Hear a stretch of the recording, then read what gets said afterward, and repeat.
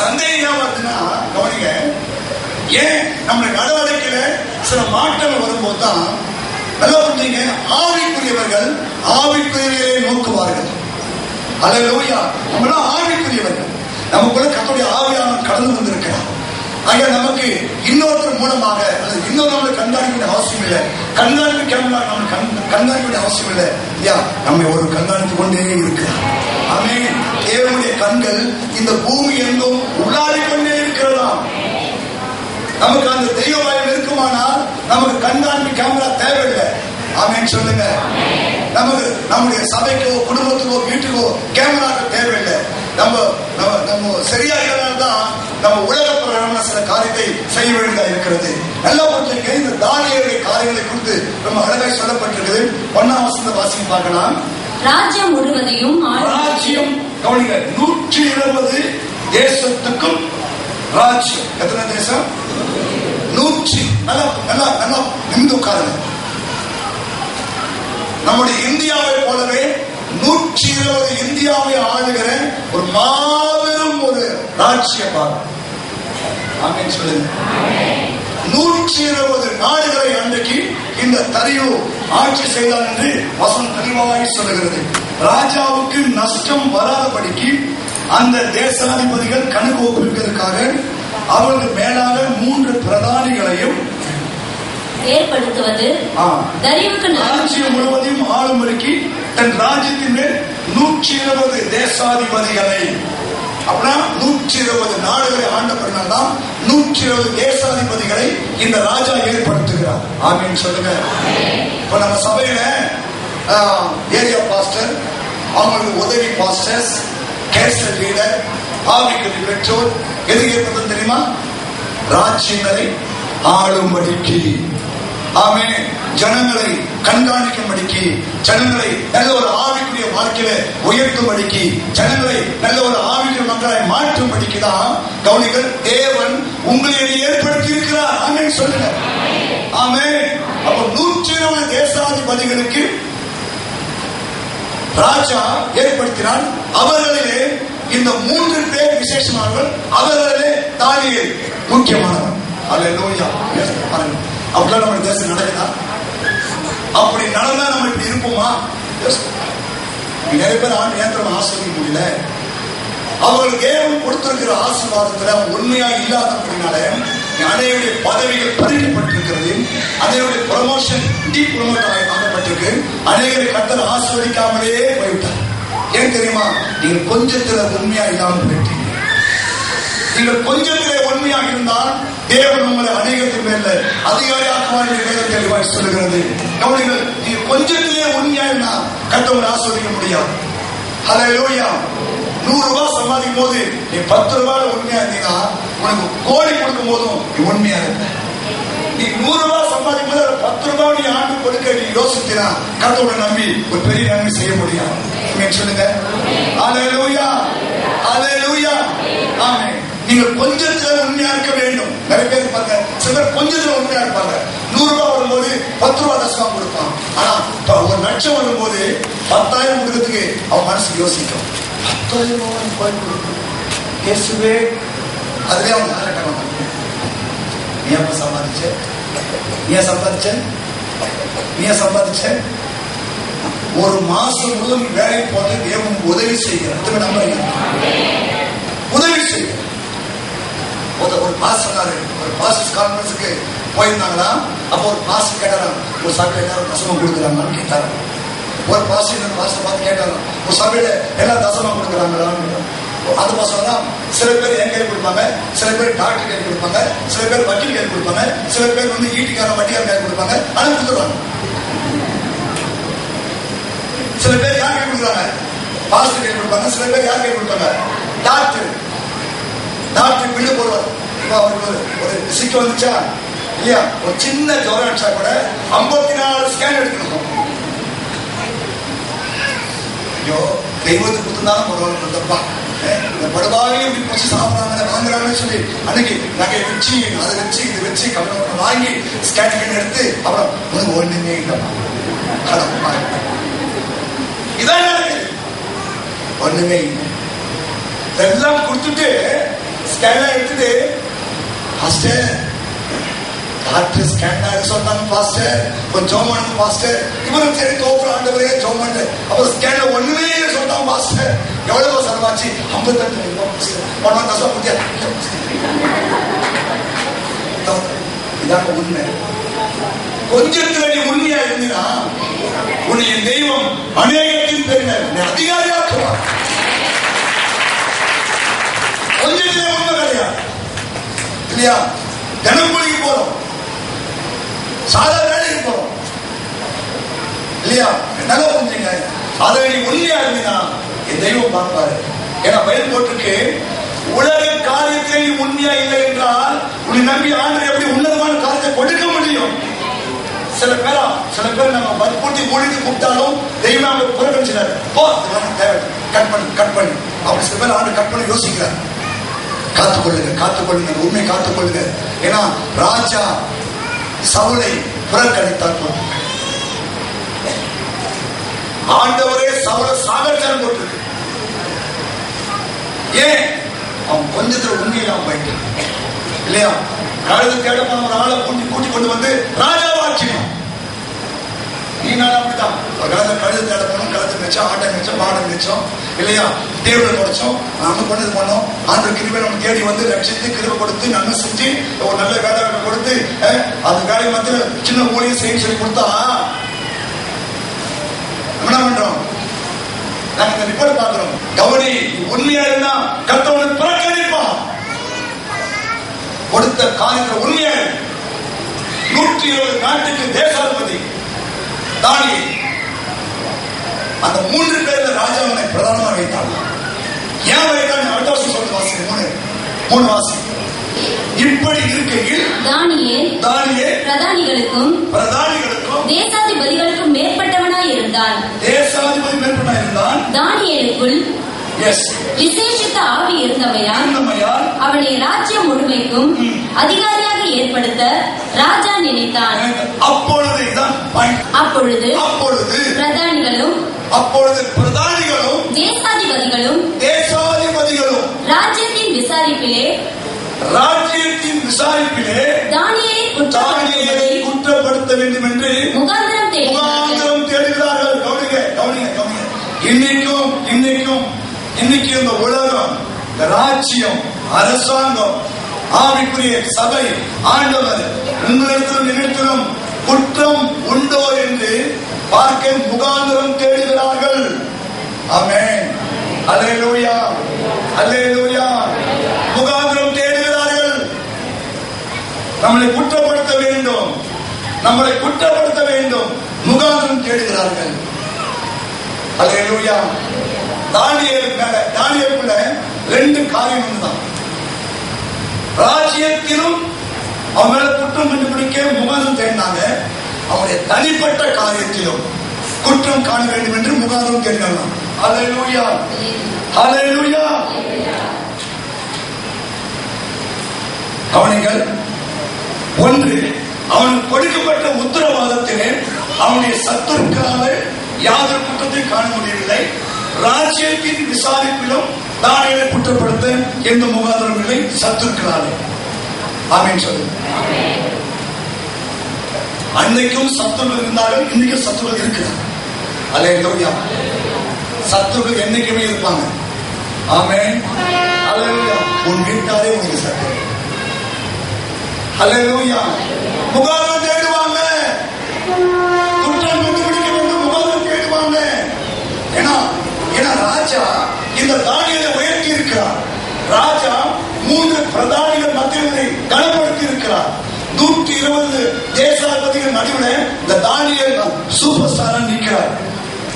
அந்த 120 ராஜாதிபதிகளும் இவன் மேல குற்றத்தை காண வேண்டும் என்று முகாந்திரம் என்ன கண்டு கல்ல ஊட்டினே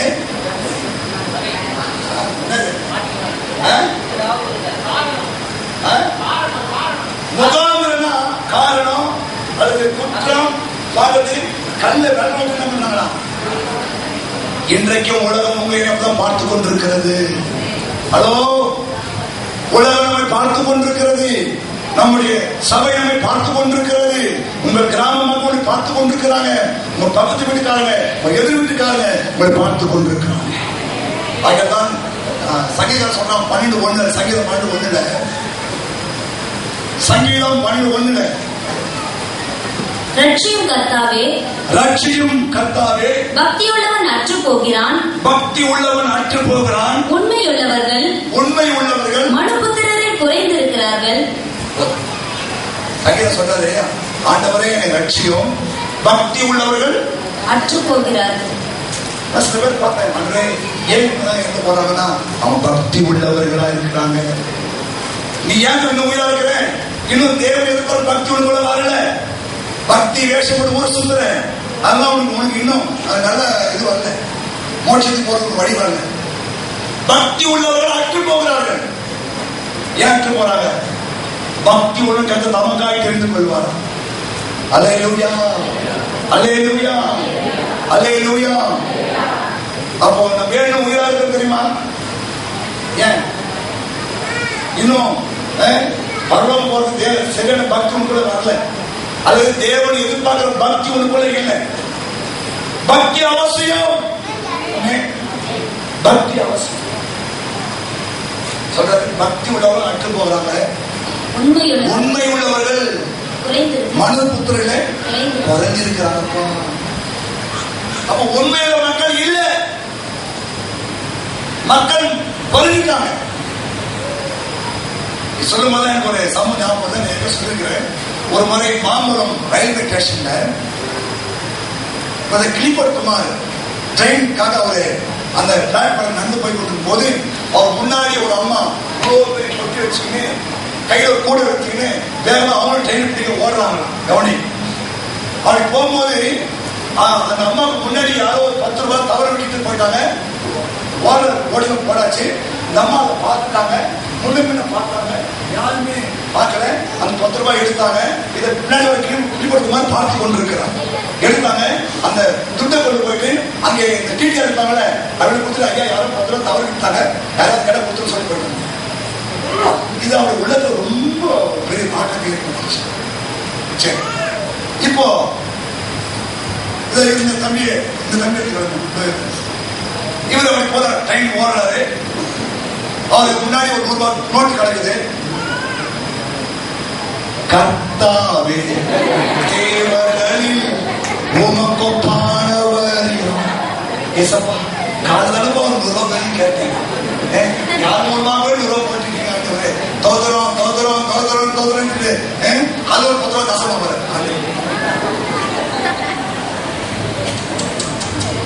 நடக்குது. ஏன் ஆண்டவனும் திரும்பி கூட பார்க்கலன்னா கொஞ்சம் ஒண்ணு தான் கிடையாது. அவர் யோசித்தாங்க, இவ்வளவு பெரிய கொட்டி வச்ச அம்மா இல்லையா, அவங்க கூட தூக்கி உடம்பு நடத்துறவங்க 10 ரூபாய் தான் ஒரு இட்லி எண்ணிட்டு ஒரு இது சாப்பிடலாம். ஆனா அந்த காசை கொண்டு போயிட்டு டீச்சர் கையில கொடுத்துட்டு, ஐயா யாராவது தவறு விட்டாங்க, ஐயா கவனிங்க, நீ செய்வீங்களா நான் செய்வீங்களா? எத்தனை பேர் செய்வீங்களோ நீங்க எல்லாம் கைட்டு உண்மை செய்வீங்க, நான் செய்ய மாட்டேங்க தெரியும். ஏன்னா பைபிள் சொல்லுது, உண்மை உள்ளவர்கள் மனுபுத்திரர்களே குறைந்திருக்கிறார்கள். ஏன் ஆண்டவர் வாழ்க்கையில ஆசீர்வாதம் வரணும்னா உன்னால கொஞ்ச தூரம் உண்மை கிடையாது. அல்லேலூயா, அல்லேலூயா. உன்னை நம்பி ஒரு சின்ன பொறுப்பு கொடுத்தா கூட அது உண்மை கிடையாது. குடும்பத்துல உண்மை கிடையாது, கொடுத்த பொறுப்புல உண்மை கிடையாது, காசுல உண்மை கிடையாது, உடைய ஆவியில் உண்மை கிடையாது, உடைய பசுத்தமான வாழ்க்கை உண்மை கிடையாது. ஆகையால் நீ எதை எடுத்தாலும் உனக்கு தோல்வி தோல்வி தோல்வி, ஒண்ணுமே நடக்குது. தீர்மானம் எடுங்க. ஏன்னா உங்களிடத்துல முகாந்திரம் தேடுவதற்காக உலகங்களை பிசாசு உங்ககிட்ட ஒரு முகாந்திரம் தேடுறதுக்காக அவன் வலை போட்டு சுத்தி இருக்கிறான். வேறு சொல்லுது, உங்கள் எதிராளியாக பிசாசானவன் எவனை விழுங்கலாமோ என்று வகை தேடி சுற்றி கொண்டிருக்கிறான். அல்லேலூயா. ஆனா தானியேல் பாருங்க, 120 நாடுகளுக்கும் இவன் ஒரு முதன்மையானவன். 120 நாடுகள் பொருளாது அவனுக்கு கொடுக்கப்பட்ட அந்த உத்தரவாதத்துல உண்மையா இருக்கான். அல்லேலூயா. சில பேர் பாருங்க கொடுக்கப்பட்ட அந்த உத்தரவாதத்தை உண்மையாக மாட்டாங்க. அப்படி இருக்கிறியா? தீர்மானம் முதல்ல உத்தரவாதம். 120 நாடுகளுக்கு தேசாதிபதிகளுக்கு ராஜா என்னை தலைவனாக்கி வைத்திருக்கிறார். நான் அதற்கு முதல்ல என்ன பண்ண உத்தரவாதம் பண்ண வேண்டும். அல்லேலூயா, அல்லேலூயா. போய் நான் விசாரிக்க வேண்டும். நான் அவங்களுக்கு நேர்மையா இருக்கணும், உண்மையா இருக்கணும், சாட்சியா இருக்கணும். அல்லேலூயா. நம்ம உத்தரவாதம். உத்தரவாதம் இல்லாமல் நீங்க இருந்தீங்கன்னா கர்த்தரை தள்ளி அடுத்த சபை ராஜாவாக தெரிந்து கொள்ளும். அது கேசலா இருக்கட்டும், ஊழியமா இருக்கட்டும், சபையா இருக்கட்டும், உதவி ஊழியக்காரா இருக்கட்டும், ஏரியா பாஸ்டர் யாராலும் சரி, கொடுக்கப்பட்ட காரியத்துக்கு நீ உத்தரவாதமா இல்லை என்றால் கர்த்தர் உன்னை புறக்கணிப்பார். அல்லேலூயா. உன் மேன்மை தள்ளப்படும். ஆமென், ஆமென். நேச்சார் உலக அதிசயத்தில் ஒன்றாய் இருந்த தொங்கு தோட்டத்தை உருவாக்கின அந்த நேச்சார் கொடுக்கப்பட்ட உத்தரவாதமான ஆசீர்வாதத்துக்கு பாத்திரமா இல்லாதபடினாலே தேவன் அவனை அடித்து கீழே தள்ளினார். தானியேல் 12 மாதம் சென்ற பின்பு ராஜா பாபிலோன் ராஜ்யத்தின் அரண்மனை உலாவிக் கொண்டிருக்கும் போது, இது என் வல்லமையின் பராக்கிரமத்தினால் என் மகிமை பிரதாபத்துக்கென்று ராஜ்யத்துக்கு அரண்மனையாக நான் கட்டின மகா பாபிலோன் அல்லவா என்று சொன்னான். இந்த வார்த்தை ராஜாவின் வாயில் இருக்கும் போதே வானத்திலிருந்து ஒரு சத்தம் உண்டாகி, ராஜாவாகிய நேபுகாத் நேச்சாரே, ராஜாவாரம் உன்னை விட்டு நீங்கிற்று. மனுஷரினின்று தள்ளப்படுவாய், வெளியின் மிருகங்களோட சஞ்சரிப்பாய், மாடுகளைப் போல் புல்லை மேய்வாய். இப்படியே உன்னதமானவர் மனுஷருடைய ராஜ்யத்தில் ஆளுகை செய்து தமக்கு சித்தமாய் இருக்கிறவனுக்கு அதை கொடுக்கிறார் என்பதை நீ அறிந்து கொள்ளும் மட்டும் 7 காலங்கள் உன்மேல் கடந்து போகும் என்று உனக்கு சொல்லப்படுகிறது என்று விளம்பினது. 7 காலம் 3 வருஷம். என்ன கவனிங்க, 3 வருஷம் ஒரு பெரிய ராஜா மாட்டை போலவே புலத்துனார். சகோதரா, நீ மாட்டை போல புலத்துன போல உன் கொடுக்கப்பட்ட ஆசீர்வாதம் உண்மையா இல்ல, உன் கொடுக்கப்பட்ட கிருபைக்கு உண்மையா இல்ல. ஆண்டவருக்கு திருவசனம் சொல்றாரு. என்ன மன்னிச்சுன்னு இந்த ஆவியார் தான் சொல்றாரு. கவனி, கர்த்தர் உன்னை சிறியவனை புழுந்து எடுத்து எளிவனாய் உன்னை குப்பைந்து உயர்த்தினாரா? உயர்த்தினாரு. அது உண்மையா இருக்கிறியா? உபாகமம் 28:47 சகலமும் பரிபூரணமாய் இருக்கையில் நீ மனமகிழ்ச்சியோடும் களிப்போடும் உன் தேவனாகிய கர்த்தரை சேவியாமல் போனது நிமித்தம் சகலமும் குறைவுபட்டு. கவனிமா, அதை நான் தைரியமா சொல்றேன். ஏன் சத்தியம் சொல்றேன்? காரணம், சகலமும் குறைவுபட்டு பட்டினியோடும் தாகத்தோடும் நிர்வாணத்தோடும் கர்த்தர் உனக்கு விரோதமாய் அனுப்பும் சத்துருக்களை சேவிப்பார். அவர்கள் ஏன் சகலமும் பரிபூர்ணமாய் இருக்கா? கர்த்தர் கிருபையால கட்டி தண்ணி கஷ்டம் இல்லை, வீடு வாசல் கஷ்டம் இல்லை இல்லையா? ஒரு வாடகை வீட்டுல இருக்கிற அளவுக்கு நமக்கு கிருபை செஞ்சிருக்கிறார். ஆமென் சொல்லு. யாரும் பிளாட்ஃபார்ம் யாராவது உண்டா? பிளாட்ஃபார்ம் நான் டெய்லி கோயில் வந்து பிளாட்ஃபார்ம் படுத்துற மாஸ்டர் யாராவது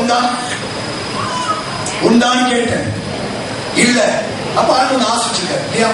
எவ்வளவு பேர் பிளாட்ஃபார்ம் பண்ணிக்கிறாங்க இல்லையா? குடும்பமா படுத்திருக்கிறாங்க. ஆனா ஆண்டவர் உனக்கு சகலமும் பரிபூர்ணமாய் ஆசிச்சிருக்கார். கேட்க யாருமே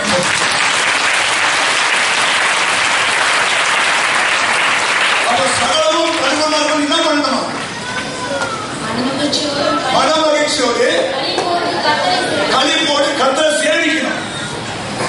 அதான் சொல்றாரு, நீ பரிபூர்ணமா இருக்கையில் நீ மனமகிழ்ச்சியோடும் களிப்போடும் உன் தேவனாகிய கர்த்தரை சேவியாமல் போன நிமித்தம் சகலமும் குறைவுபட்டு. வரக்கூடாது. என் தேவனை நாம தூஷிப்பட்டு போகக்கூடாது. மனம் திறந்து கொடுக்கப்பட்ட ஆசீர்வாதத்துக்கு உண்மையா இருங்க.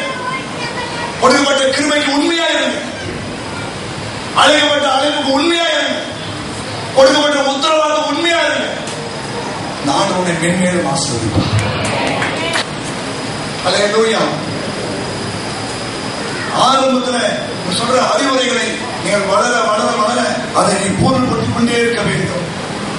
ஏன்னா அறிவுரையை சொல்லி ஆலோசனையை தள்ளுகிறவன் மிருக குணமுள்ளவன். என்ன என்ன என்ன உத்தரவாதம் கொடுக்கப்பட்டிருக்கிறதோ, குடும்ப தலைமையின் உத்தரவாதமா இருக்கலாம், புருஷன் உத்தரவாதமா இருக்கலாம், அதிகாரியின் உத்தரவாதமா இருக்கலாம், பாஸ்டர் உத்தரவாதமா இருக்கலாம், ஏரியா பாஸ்டர் உத்தரவாதம் இருக்கலாம், அசிஸ்டன்ட் பாஸ்டர் உத்தரவாதம் இருக்கலாம், இல்லையா கீபோர்டு வாசிக்கலாம், ட்ரம் வாசிக்கலாம், எல்லாவற்றிலையும் உத்தரவாதம் பண்ண வேண்டும். ஆமென்.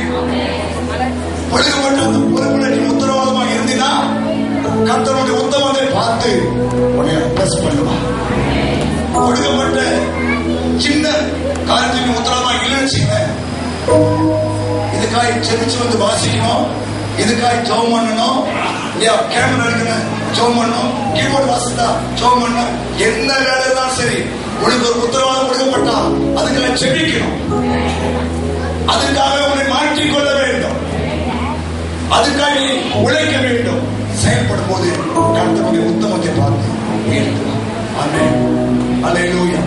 கர்த்தருடைய ஆண்டவரே இதை கண்ணோக்கி பாருங்க. தானியேலின் காரியமெல்லாம் ஜெயமா இருந்தது. ஆனா என் வாழ்க்கையில ஒரு காரியமும் ஜெயமா இல்லையப்பா. என் குடும்பத்துல சமாதானம் இல்லை, என் வேலையில சமாதானம் இல்லை, பிள்ளைகள் வாழ சமாதானம் இல்லை, படிப்புல சமாதானம் இல்லை, ஒன்றிலுமே சமாதானம் இல்லை. நான் தோல்வியா வாழ சொன்னா இன்னைக்கு உங்களை ஆராய்ந்து பாருங்கள், இன்னைக்கு ஒப்புக்கொடுங்கள். கர்த்தர் நிச்சயமாய் ஆசீர்வதிப்பார். ஒரு பாட்டு சொல்லுது, கர்த்தாவே உமது கூடாரத்தில் தங்கி வாழ்பவன் நிலைப்பவன், கைகளில் தூய்மை உள்ளவன், இடையே நேர்மை உள்ளவன், ஆணையிட்டதில் நஷ்டம் வந்தால் தவறாமல் இருப்பவன். கர்த்தாவே